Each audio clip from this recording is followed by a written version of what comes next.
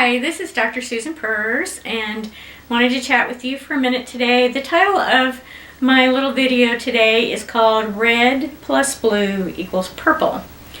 And the reason that I titled it that way is because there's so much great and grievous tension between Democrats and Republicans, Republicans and Democrats, that it's very painful, I think, for all of us as a country. It doesn't matter whether you're red or blue. I think families are sometimes on different sides of the fence about different issues, and it's very painful. And the whole concept of divide and conquer, I think, is very important right now for us historically. And as I have read articles in the news over the past year on both sides, it's become really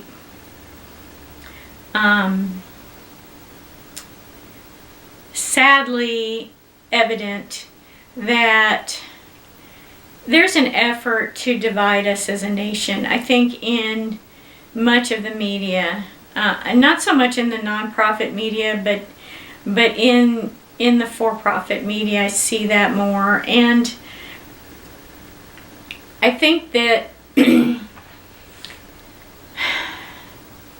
effort to divide us and to create tension between red and blue, blue and red, the purpose of that is it really deflects us from the core source of a lot of the issues in our country. The corporate structure, including the financial structure, the banking industry and the financial industry, the hedge funds and all of that, the whole corporate structure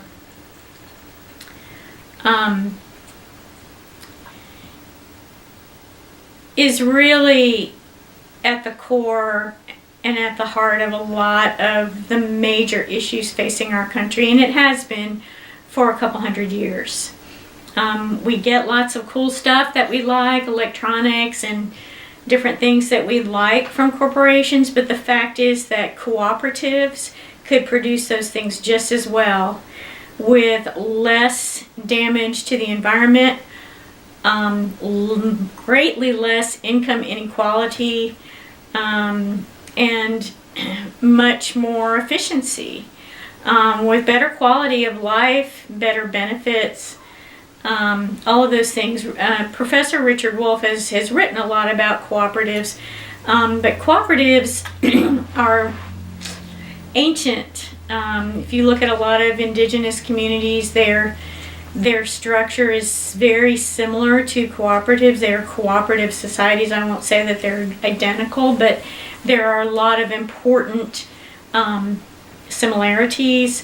Catholic priests back in 100 or so years ago, a couple hundred years ago, used cooperatives to help alleviate poverty in certain areas in Latin America. They ended up being wiped out by colonizing nations, not because they were actually an economic threat, but because of the power of a good example. According to Professor Rosemary Radford Ruether, who is a feminist theologian, I studied with her and took Third World Feminist Theology from her years ago.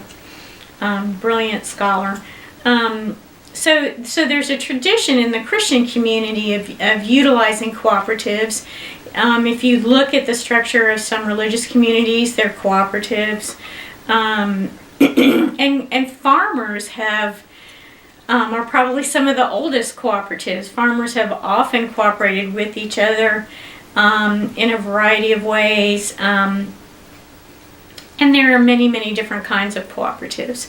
So I think it's important to recognize that there are alternatives to corporate capitalism that are not socialism and are not corporate capitalism, which is a monopoly system. I mean, I grew up with parents who had small businesses. They were mom and pop businesses. And mom and pop businesses are very different from corporate capitalism. Transnational corporations operate all over the world and exploit communities all over the world.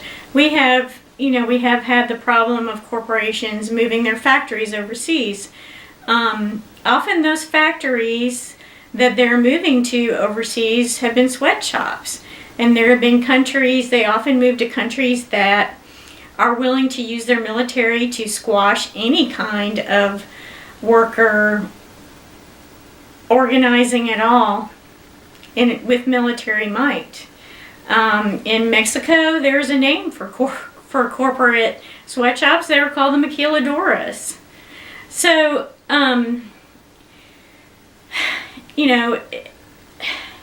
the corporate structure, and this is one of the things that Professor Richard Wolff says, the corporate structure is most similar to communism, where you have a small group of people who control the lives of many, many people. Not just employees, but also consumers.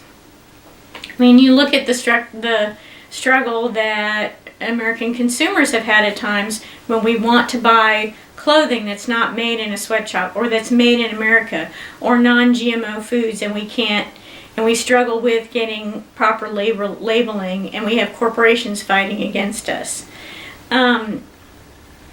So the corporation is not a sustainable structure for the future. We are in a very, very exciting and dramatically changing time. We are evolving to renewable energy, and solar and wind technology was not even invested in by our country. I think it was less than 1% in 1992 in the U.S. energy budget.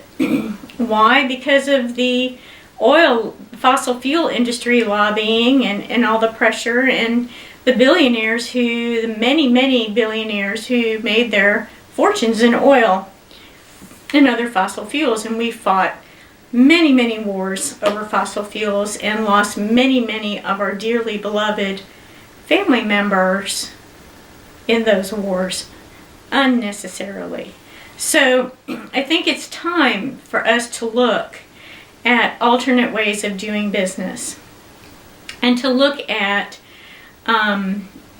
we have the whole issue with the medical insurance right now. Well, the biggest problem with that is the fact that it's for-profit insurance companies, and they're suctioning so much profit out of the medical insurance industry. If you look at the CEOs of some of the major medical insurance companies, like United Healthcare, like Cigna, they have been on the Forbes billionaires list, while many, many people in our country have had no insurance at all for medical care.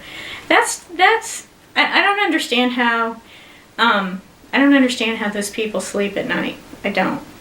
But the fact is that the structure of corporations is just too easily corrupted. And when it's corrupted, it's easily passed on to the next group of people who can choose to misuse it. And we've got to evolve as a society to structures of doing business that are less easily corruptible and that are more likely to ensure economic democracy. We cannot have political democracy without economic democracy. And whether we're voting red or blue or independent, most of us want the same things. We want a decent retirement. We want a decent life for our children. We want to have a decent income. We don't need to be rich. We don't need to have 7 mansions like many billionaires do. We just want to have a nice home and be able to go on vacation and have a nice life for our families and our children. And have a decent work environment and live in communities that are not polluted and have safe drinking water and have reasonably inexpensive electricity and basic utilities. We want the same things, to be really honest. I mean, and I'm not trying to equate everything on the side of red and blue. I know that there are differences. However, when we fight among ourselves, it deflects attention away from the core source of a lot of the really core economic issues that we're facing. And those economic issues are rooted in the structure of the corporation. And that structure is unsustainable, and it is easily corruptible. And so I think that it's time for us to really look at the models that work: nonprofits, cooperatives. Publix is a cooperative. Its stock has remained very stable over many decades. Richard Wolff cites Mondragon, which is a Spanish cooperative, which has remained very stable throughout different economic changes in that area. And a cooperative, if economics become difficult, instead of laying people off or firing people, everybody takes a little bit of a cut so that everybody can have enough and keep their job and have a livelihood. And so we don't have to have homeless people living under bridges. So I think it's time for us to look at cooperatives and to look at ways that we might create things like nonprofit banking and other types of cooperatives, or cooperative banking. Why do banks have to make the 10 largest banks last year in the United States made $500 billion together? $500 billion together. Why can't we have nonprofit banks that exist for the very purpose of maximizing home ownership in the United States, so that if a person wants to have a home, they can have a decent job with a decent income and without obscene income inequality, and they can have a 0 interest mortgage or a 1% interest mortgage. And if people go through hardships, maybe mortgages can be frozen instead of having forbearances or other types of financial instruments that really benefit bankers more than individuals. So there are so many options that we haven't even really considered as a society, because we've got to have the courage to think outside the box and to think that life can really be different, because it can. And so I hope this is a hopeful message and a message to help us to find ways to work together as a community, and to think about ways that red and blue can make purple, and look at the root issues that are affecting us. Because as long as we fight with each other, we're not looking at the root issues, which stem from the corporate structure.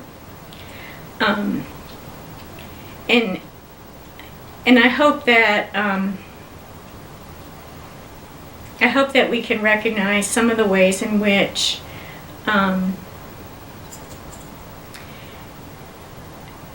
some of the other ways that we're manipulated by the corporate structure to fight among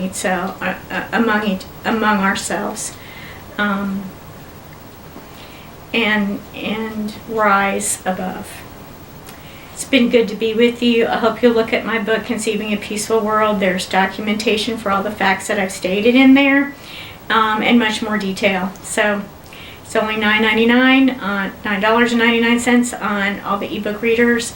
And please take a minute to look at my blog also, if you have time and you'd like to. It's drsusanpers.com. And have a wonderful day. Thank you for the time that you've given to listen. See you next time.